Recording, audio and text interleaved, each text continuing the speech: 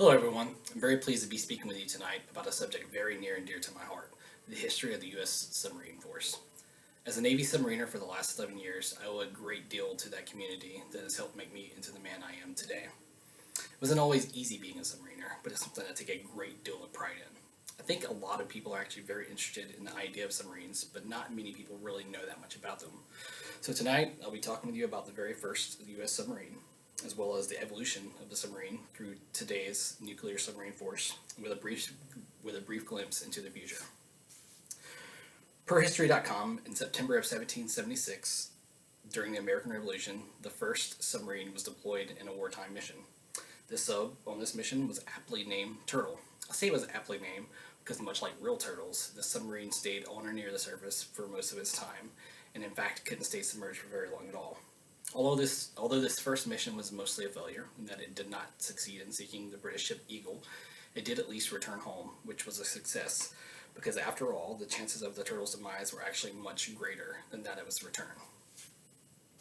Submarine technology would undergo several advancements over the next 85 years before the next American submarine was deployed in wartime during the U.S. Civil War.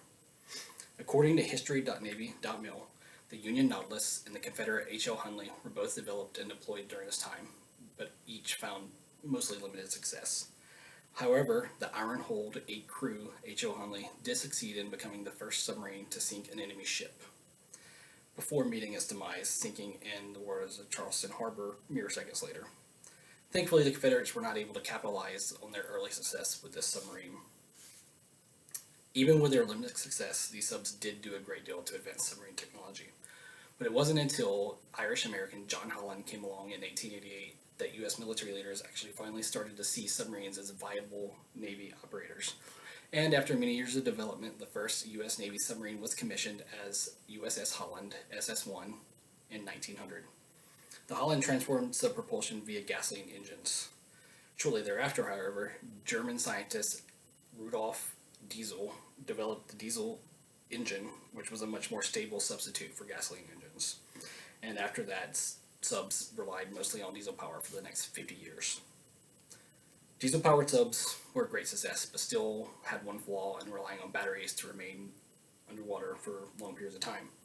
So the search for a single power source to propel and power subs was feverish and ongoing until Admiral Hyman G. Rickover led the U.S. Navy research team in the development of the world's first nuclear submarine, commissioned USS Nautilus SSN 571 in 1955.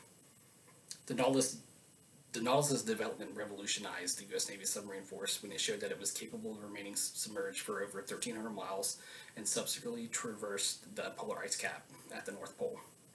This technology also allowed submarines to operate for up to 25 years before having to refuel.